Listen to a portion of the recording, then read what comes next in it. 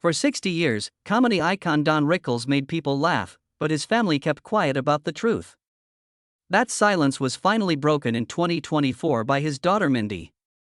Everyone who believed they knew the Mr. Warmth behind the taunts was taken aback by what she disclosed. The threats from the mob were serious. Nobody could have predicted how terrible the family tragedies would be. He was almost crushed by the remorse he held over the loss of his son. We are revealing today the sinister secrets that Don Rickles carried to his grave and the reasons behind his family's prolonged silence. On May 8, 1926, Don Rickles was born in Jackson Heights, Queens. His parents immigrated from Israel. His mother, Etta, was the daughter of an Austrian Jew, while his father, Max, was from Lithuania. There were many old-world tales in their home. Although difficult, life was full of vitality. They observed Orthodox Jewish customs and conversed in Yiddish at the table. Don heard tales of hardship, conflict, and survival as a child. He was taught at a young age to find humor in suffering. Later on, that would form the core of his comedy. Don wasn't an excellent student at Newtown High School. Despite his subpar marks, he was unique in other respects. He rose to the position of Dramatic Society president. Teachers saw that he lit up the stage despite not studying much. He openly ridiculed both lecturers and fellow students. They all referred to him as the Clown Prince. He received what he dubbed a war diploma upon graduating during World War II, which he claimed was intended to encourage young men to enlist in the military. He was able to make his crazy comedy work even in a disciplined school. Don enlisted in the Navy at the age of 18. From 1943 to 1946, he was in service. In the Pacific, he served aboard the USS Cyrene, a vessel that provided assistance for torpedo boats. The heat was too much to endure. The work was challenging, and there was always a risk. The team was decomposing from the humidity, Don joked. However, his humor helped people deal with that suffering. His shipmates recalled how his jokes made them feel better. He had mastered the art of converting anxiety into laughing by the time he left the Navy. He used that as his weapon for the remainder of his life. He attempted something more steady when he got home.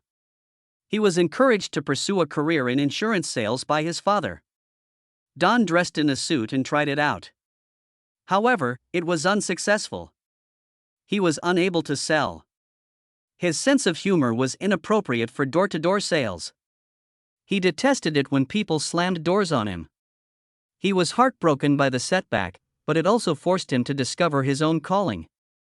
His mother urged him to pursue his happiness.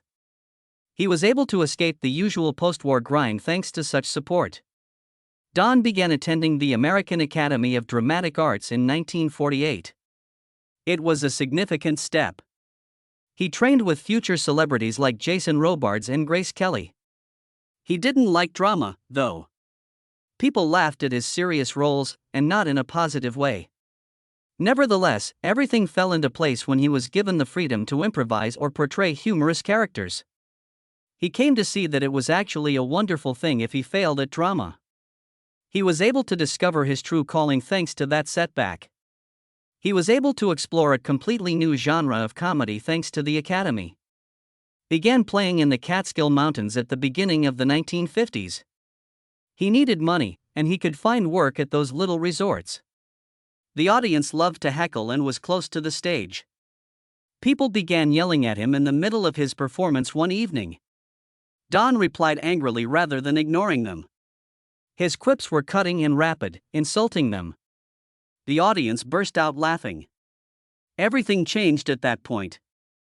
His severe, icy manner was not only accepted, but adored. He leaned into it after that. Despite hecklers, he remained unflinching. He welcomed them and included them in the performance. The term hockey puck also originated at same time. In Miami's and New York's seedy nightclubs, Don required a harmless slur. He wouldn't be punched for that. He then began referring to them as hockey pucks. It was funny, but it didn't make sense. The phrase stuck because people laughed. They even included it in the script when he voiced Mr. Potato Head in Toy Story years later. Because of those outrageous early performances, that one dumb remark became ingrained in popular culture. Don gave nearly constant performances between 1950 and 1970. He performed in places that most people shunned, including strip joints, dilapidated lounges, and even mob-run nightclubs. He occasionally performed 3 shows every night, 7 days a week. Frequently, audiences were impolite, inebriated, or outright dangerous. Don, however, persisted. He improved his abilities. He quickly learned how to silence hecklers. And the act was influenced by every insult he made during those years. That would subsequently get him on national television and fill theaters in Vegas. His stage armor was constructed by the demanding crowds. In New Jersey, there was a night that almost went too far. Don noticed a man and his wife among the crowd while going about his daily business. He joked about how big she was, likening her to a moose. He was unaware that the man had ties to the criminal organization. There was silence in the room. Don was summoned backstage after the performance. He was afraid of the worst. However, the man bought him drinks and laughed. It was dangerous. However, incidents like those were included into Don's mythology. Even though he probably shouldn't have gone, he showed courage. Don Rickles had been attempting to gain recognition for almost 2 decades. In 1958, at the age of 32, he secured his first movie role in Run Silent, Run Deep. In actual life, such age might have been acceptable. However, he was already lagging behind in Hollywood. The majority of actors his age were well known. Rickles, however, received more than a supporting part. He ended up on cinema alongside Burt Lancaster and Clark Gable. During World War II, he served as a submarine's quartermaster. The film was somber. No comedy, no jokes. And Rickles succeeded. He gave a performance that felt more like he belonged on television with legends than a nightclub act. It altered his course and shocked spectators. After growing up in Queens, he finally made his way into the world he had only ever fantasized about. In the 1960s, things took an odd turn. Rickles was trapped in a sequence of films about nothing but sun, sand, and nonsense. At first, movies like Bikini Beach and Muscle Beach Party sounded like fun. They almost destroyed his career, but it was easy money and innocent pleasure. Teens danced and surfed around him as he portrayed silly adult roles. Reviewers detested the movies. He was no longer viewed by directors as capable of handling more serious or even clever humorous roles. He kept getting cast in these beach films by his agent, who was married to one of the stars, Annette Funicello. People chuckled at their silliness, but not in a positive way. Even after all these years? At a White House dinner, Barbara Bush ridiculed Rickles for those positions. Like adhesive, they adhered to him. It nearly cost him everything, but he did make them humorous. Rickles made a left turn just as it looked like he would be stuck in silly sections forever. In 1963, he starred in the odd little science fiction film X, The Man with the X-Ray Eyes, which was a low-budget production with huge ideas and was directed by Roger Corman. Rickles portrayed a carnival barker attempting to con a man who was able to see right through everything. He was not a joker. He wasn't a comedian. He took action. And it was successful. The movie was a success with science fiction lovers and brought Rickles a new level of recognition. People noticed for the first time that he was capable of handling more somber, heavier content. He was no longer merely the loud-suited humorous man. Enter Laughing, a comedy about a young guy attempting to pursue a career in acting, was directed by Carl Reiner in 1967. Rickles played a bit role as Harry Hamburger, a tough-talking acting coach. People paid attention when he was on screen, even though he wasn't there for very long. He had the ideal timing. He delivered his lines with force. His scenes were regarded by critics as some of the greatest in the movie. He did a fantastic job in his first serious attempt at humor on the big screen. After years of performing in nightclubs, he was finally able to convey the same enchantment to moviegoers. The movie brought him closer, but it didn't make him famous. Kelly's Heroes followed in 1970. Everything altered as a result. There were several stars in the cast. Donald Sutherland, Clint Eastwood, and Telly Savalas. Rickles, however, held his own. He played Crap Game, a witty supply sergeant, and he almost stole the movie. Although it was a war film, it wasn't your average one. It had attitude, movement, and humor. Rickles' quick-witted, money-hungry persona was ideal. After becoming popular, the film eventually became a cult classic. All of a sudden, Rickles was more than simply a Vegas comedian and a guest on talk shows. He was a legitimate Hollywood performer. Behind the scenes, Rickles' entire career was shaped by one audacious moment. It took place at the Sands Hotel in Las Vegas. The most influential performer in America, Frank Sinatra, was eating dinner. On a date, Rickles, who was still largely unknown, was also present. He persuaded Sinatra to come over and pretend they were old friends in an attempt to win the woman over. Sinatra concurred. Rickles, however, did not thank him when he came to the table. "Not now, Frank," he answered, waving him away instead. "I'm with someone, don't you see that?" He laughed even though Sinatra might have destroyed him for it. Sinatra took Rickles under his wing after that evening. Sinatra gave him a moniker shortly after. Bullet Head. It wasn't disrespectful. It indicated that Rickles had merited a place in his world. After a moment on stage in 1957, Sinatra offered that name. Rickles remarked, "Make yourself at home, Frank," after spotting Sinatra in the crowd. "Strike someone." While everyone froze, Sinatra chuckled. He found Rickles' guts appealing. He was not molested by anyone after that. Rickles was free to speak, even to the most violent individuals, and escape punishment. He was protected like family by Sinatra. However, safety was not always synonymous with protection. Rickles was playing at the Copacabana in New York on April 6, 1972. Joey Gallo, the mob boss, was present. Gallo was attempting to regain his influence after being released from prison. From the platform, Rickles scolded him, pointing out his prison sentence, his reputation, and everything else. Backstage friends were in a panic. They implored him to halt. Rickles, however, continued. Gallo did not respond. He even chuckled. The threat was real, though. Rickles received an invitation from Gallo to Umberto's Clam House for a birthday dinner later that evening. Perhaps he was exhausted, but Rickles replied no. Perhaps he sensed something. A mob hit the establishment a few hours later. More than 20 rounds were fired by a gunman who stormed in. In front of his family, Gallo passed away. Rickles would have attended the dinner if he had accepted the invitation. He might have been slain. Skipping a late-night dinner was the one choice that could have saved his life. Rickles continued to perform as he grew older. He took the stage for Ronald Reagan's second inauguration in 1985. He was a Democrat all his life. However, Sinatra begged him to go, so he did. As usual, Rickles mocked celebrities, cabinet members, and presidents that evening.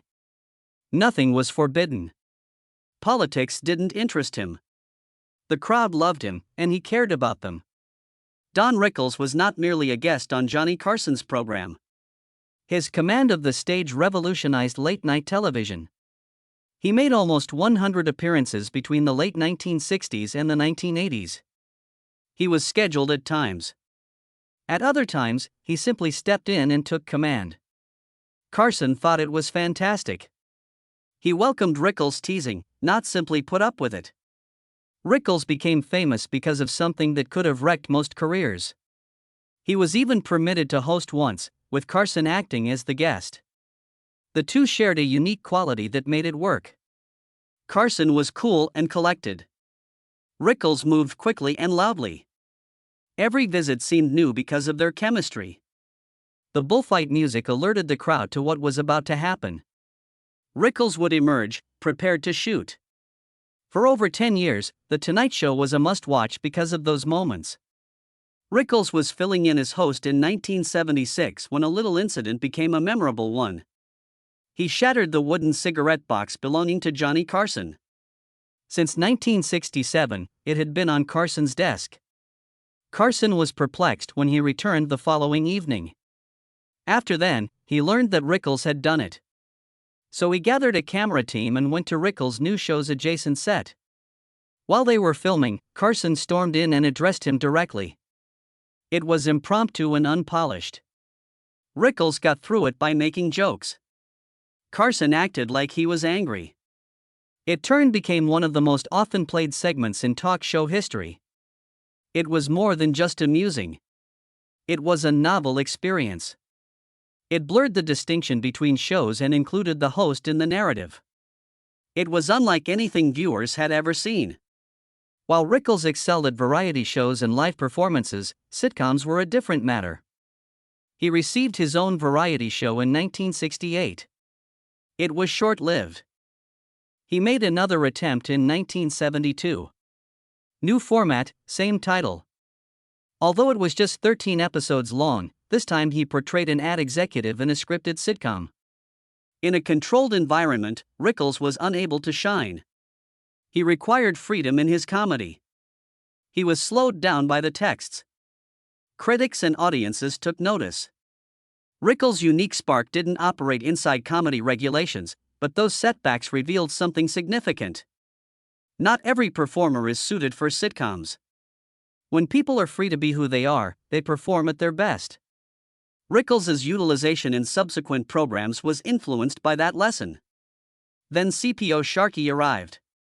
It provided Rickles a TV home at last and ran from late 1976 until spring 1978. Similar to his actual service during World War II, the show placed him in a Navy environment. He portrayed Chief Otto Sharkey, a man who genuinely cared about his people despite his insulting outbursts. Characters from a variety of ethnic backgrounds made up the cast. Rickles made fun of them all, but he did it in an oddly kind manner.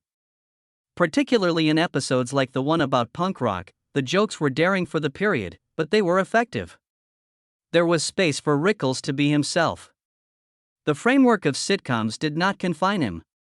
There were 37 episodes in the series. Although it wasn't a huge smash, it demonstrated that Rickles could be the star of a series given the correct conditions. Rickles discovered another ideal fit between 1973 and 1984, the Dean Martin Celebrity Roasts. He dominated rather than merely participating.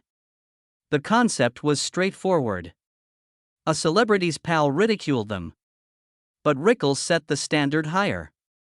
He was quick, nimble, and unafraid. On that stage sat everyone, from Ronald Reagan to Bob Hope. They listened to Rickles' words, albeit apprehensively at times. Frank Sinatra was one of the most well-known roasts. Despite the presence of mafia people in the crowd, Rickles went hard. Their breath was held until Sinatra chuckled. Everyone else was able to laugh because of that chuckle. In front of John Wayne and Orson Welles, Rickles even blasted Dean Martin himself in 1976. These specials outperformed several scripted shows in terms of ratings for a decade. Rickles became the target of everyone's roasting wishes. You had succeeded if he offended you. For years, Don Rickles' witty remarks and unafraid humor made people laugh all around the world. Offstage, however, his biography was full of tragic loss, silent love, and moments that very few people ever witnessed. For him, everything changed in 1965. Once he got to know Barbara Sklar. At the age of 38, he was still looking for something genuine. Neither his celebrity nor his attacks impressed her. He was surprised that she didn't find his jokes funny. It drew him in as well. She was different from the others. She was honest, grounded, and composed. He was able to let go of the act and be himself at last because of his honesty. The date of their marriage was March 14, 1965. They were hardly separated for the next 52 years. Barbara raised 2 children with him, Mindy and Larry, and supported him through the tumultuous world of entertainment. In private, Don referred to her as the anchor of his existence, yet on stage, he frequently made jokes about her. She changed her dinner schedule, accompanied him on his trip, and stood with him no matter what. She even took over his Twitter account after his death in 2017 in order to preserve his voice for his followers. But there was also a lot of suffering in their love tale. On May 12, 1970, their son Larry was born. He created the 2007 Emmy-winning HBO documentary Mr. Warmth, the Don Rickles project, continuing his father's career in entertainment. People believed he was just beginning. Then, Larry passed away unexpectedly from pneumonia on December 3, 2011. He was just 41. Barbara and Don were devastated. The loss, according to friends, broke them. It was a scar that never completely went away for Don, who was already in his 80s. The story became much more terrible 10 years later. At the age of 84, Barbara lost her fight with non-Hodgkin lymphoma on March 14, 2021. Their wedding anniversary fell on that very day. 56 years had passed since their marriage. The timing startled fans and friends. It sounded like the last note in a tale of love that had been filled with happiness and heartache. Barbara was more than just the wife of Don Rickles. In every aspect of his life, she was his companion. And unlike many Hollywood couples, their relationship endured throughout time. Don had a different side. That didn't appear in his normal environment, merely in front of the camera. People were taken aback when he was cast in Casino in 1995. Starring Robert De Niro, Sharon Stone, and Joe Pesci, the picture was a somber and violent criminal drama directed by Martin Scorsese. Rickles wasn't a dramatic actor, he was a comedian. Prior to the commencement of production, Scorsese informed him that De Niro was serious and rigorous about his method.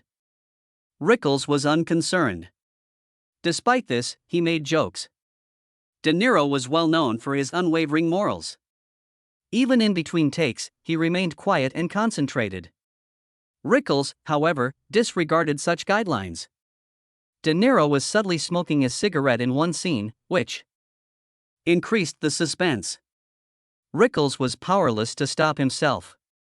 "Will you say the goddamn lines?" he yelled abruptly. Nearly 6 o'clock had arrived. "I've got to go home." The crew burst into laughter. Even De Niro cracked. And that wasn't the only time. Rickles roasted him during another take, calling out, "Get somebody that can talk for Christ's sake. This guy's making $8 billion. I'm making 2 and a coffee." It was classic Rickles, cutting through the seriousness with a line that made the whole set explode. The most surprising moment came when he actually made De Niro fall to the floor laughing. Even Scorsese couldn't hold back. Rickles' timing and deadpan delivery tore down the wall of seriousness and reminded everyone how powerful humor could be, even on a tense film set. He mocked mobster lines and still delivered a performance that earned real respect. In Casino, he played Billy Sherbert, the loyal head of casino security. The role wasn't flashy, but Rickles brought quiet strength to it. It showed he could do more than make people laugh. He could act with restraint and power when it counted. In 1995, something happened that nobody saw coming. Don Rickles, a comedian known for roasting celebrities with brutal honesty, suddenly became the voice of a children's toy. At 69, Rickles was asked to play Mr. Potato Head in a brand new animated film called Toy Story. It was Pixar's first feature, and no one knew if the movie would even work. Rickles had never voiced a cartoon character before. He was used to live crowds and smoky clubs, not recording studios. John Lasseter, the director, showed up at Rickles' house with a Mr. Potato Head toy in hand. As Rickles opened the door, the toy's pieces fell off. Lasseter joked that Rickles' head looked like a potato too. That moment broke the ice. Rickles agreed to try it out. At first, it felt strange, but soon he was bringing his sharp humor to the character in ways no one else could. Suddenly, millions of kids were laughing at lines from a man who had once roasted Frank Sinatra, and they had no idea who he was. What surprised Rickles even more was how his own grandchildren reacted. Ethan and Harrison Mann had grown up with Pixar movies. They had seen their grandfather perform in person. They knew he had starred in films with Joe Pesci and had been on TV since the 1950s. But none of that mattered to them as much as Mr. Potato Head. That character was their favorite. According to his daughter, Mindy, that was the first time they saw their grandfather as something bigger than life. They went to the Toy Story 3 premiere in 2010, and it became one of the family's proudest memories. Mindy said the role didn't just make her father famous again, it made him unforgettable. In their house, he wasn't just Don Rickles, he was Pop Pop, the sarcastic potato. What started as a single film turned into a long-term part of Rickles' life. He came back for Toy Story 2 in 1999, then Toy Story 3 in 2010. Even after he passed away in 2017, he somehow appeared again in Toy Story 4, which came out in 2019. Along the way, he voiced the character for Disney theme parks, holiday specials, and video games. For one ride alone, he recorded over 750 different lines. He spent more than 35 hours in the booth, pushing his voice so hard he couldn't speak afterward. But he kept coming back. Even when his health was failing, he said yes every time they called. He didn't see it as work. He loved that little toy. Rickles didn't change his style for the role. He read the lines, then started improvising. His jokes were fast and raw, just like in his stand-up days. Pixar loved it. They shaped the animation to match his voice. Most of Mr. Potato Head's best moments weren't written in the script. They came from Rickles being himself. Behind the scenes, the man who insulted everyone on stage turned out to be kind and humble in person. Animators were shocked by how sweet he was. The character wasn't just funny. He felt real. When Rickles passed away in April 2017, fans and the Pixar team were devastated. He hadn't recorded anything for Toy Story 4 yet, but his family didn't want his character to disappear. So Pixar's sound engineers dug through decades of recordings, old takes, theme park clips, even video game audio. They pieced together enough dialogue to keep Mr. Potato Head alive. In the final film, he doesn't speak much, but every word is Rickles. The movie ends with a tribute to him. It was a quiet way to say goodbye, but a powerful one. Even as his health declined, Rickles refused to slow down. In 2017, the same year he died, he was still planning shows. He had one scheduled with Regis Philbin in May, just 1 month after he passed. He even tried to push the dates to later in the year, hoping he'd recover in time.